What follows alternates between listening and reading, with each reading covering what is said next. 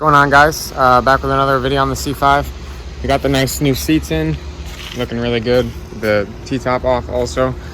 Today we're actually going to be swapping out the old stock factory shifter and putting in this billet Hurst short throw shifter with a nice little Hurst knob on there. And I'll kind of go through the process a little bit with you. First things first, you're going to want to disconnect the battery. So go into the battery, obviously pop the hood, and then walk over to the passenger side. And I really just disconnect the negative terminal, which is the black terminal, and we'll go from there. Okay, now that your battery is disconnected, start by, makes it a little easier to see what you got going on. Pop the shifter boot off and take your shift knob off as well. I have an aftermarket shift knob, but the factory shifter mechanism, so don't get that confused. I still have the factory shifter. Now, if you have the factory shift knob, at this point, pop that gear indicator cover off with a flathead. And then you'll take a screwdriver, or two screwdrivers, two flatheads, put it on the back. There's a little metal clip that goes down into the shifter.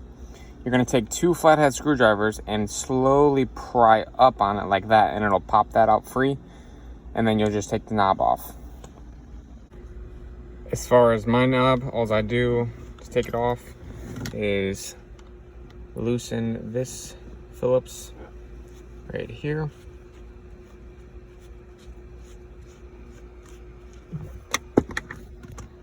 Just make sure that doesn't fall. Grab that, and that pops right off. Now, what you're gonna do to get some more space is there's these little retaining clips all the way around, and you just kind of pull up on it really slowly, and it'll start to it'll free up a bit. And that's that. So now that's out of the way. Put that aside. Let's start removing the forward facing screws first. Remove this cover here. Pops off very easily. Okay, so we're gonna grab this one first. Put that aside. Second one right here. See if I can get you an angle. There's the second one. Put that aside. And then I will switch my bits. Put on 7mm. I don't know why I said that was 10. It's definitely not a 10. 7 fits on there just fine. Put that one aside. Make sure you're not losing these screws. That would suck.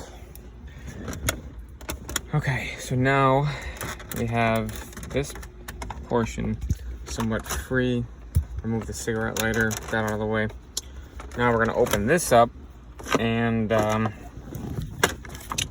we are going to pop that out of the way. I'm gonna pop these little covers off. And it looks like that is actually a 10mm. So I'm gonna go grab a 10mm and we'll take those off. 10mm does work here. So let's loosen these.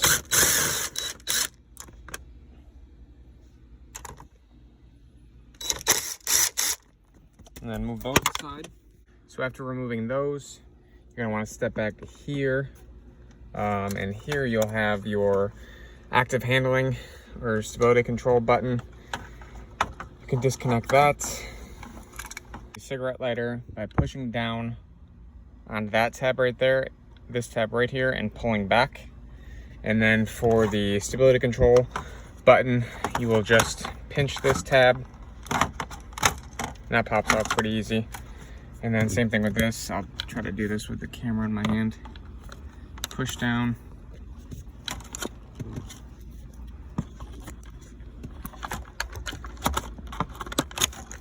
Yes, that's pretty easy too. And then that'll get out of the way. And then again, 2 more bolts right here. These are the 10 mils.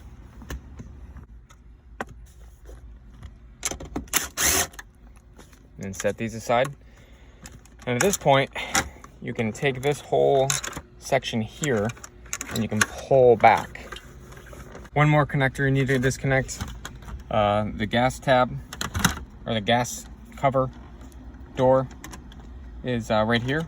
You need to disconnect that before you can move this completely out of the way. So disconnect that, and then we'll move forward. Remove these 4 10mm bolts and set those aside at this point. So you're gonna want to put it in neutral and remove these 4 bolts. 1, 2, 3, 4. Okay, so these 4 bolts are removed now that hold the shifter on. Make sure you're in neutral before you remove this. So I'm in neutral. I already know that because I checked before I took the bolts out.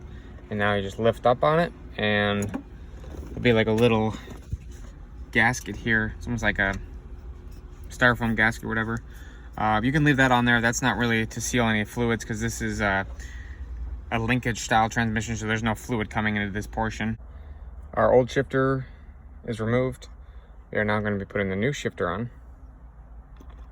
And it has the exact same bushing on the bottom that goes into the shifter linkage. So just put that, obviously line that back up so it goes back in there properly. And it's important that you're in neutral at this point, so that way your bolts line up properly. And reinstall those 4 10mm bolts on the new shifter. So the Hurst shifter comes with these smaller bolts. They have smaller heads on them to kind of recess more down into the shifter. If your aftermarket shifter comes with the bolts, then there's probably a reason for that, because the factory ones did not fit on this. So use what's ever provided with the shifter.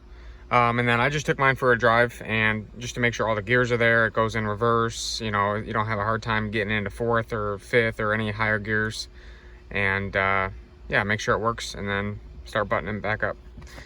Oh, and also if you're using an aftermarket shifter, chances are this is not going to fit. The dust shield is also a heat protector, because just on that short little test drive, a lot of heat's coming out of here. Obviously, the transmission is right there. So you're going to want to either modify this or go get some heat protective tape and tape this whole area off. Just put the factory heat shield, dust shield back on. It's kind of snug around the top, but we'll see how it goes. It still goes through all the gears fine. There's no issue with shifting at all. I might just have to put some of the heat tape maybe around this portion here at some point, but we'll see how it goes. I'm not really that worried about it. So next thing is just putting it back together. Put this front piece back on, put the back piece on, hook all the connectors back up, and put all the screws back in, obviously, and we'll go from there. The front piece of trim back on. The T15 screw there is put back in, T15 screw there, and a 7mm right here. And then at this point, you can take this cover and put this back on. It just faces that way, and you should be able to just pop it in just like that. And now you don't want to put these 2 10mm back on yet, because you need to slide the armrest back into place. And put these 2 10mm back in after you get the armrest slid underneath. It goes underneath of this portion here. There's open slots, like the tabs on the armrest have open slots, so you can slide it underneath this plastic piece and then put these 10mm back on. Tighten those down, and then plug your traction control back in, your airbag lights, and your gas door opener. And I found it easiest to route the gas door opener wire around through the console here. Keeps it out of the way. And yeah. And at this point, you just click this back down. Let's tighten this first. Show you how it's done. It's pretty easy. You don't want to go too hard. This is just plastic. You don't want to break it. And this car's old, so that out of there. Okay, now this piece just goes back on. It's got retaining clips on the side, so it goes back down just by pushing it, and that's that. And make sure you put your covers back on and clean it up a bit. And then there's that. And then the Hurst shifter just screws on like so.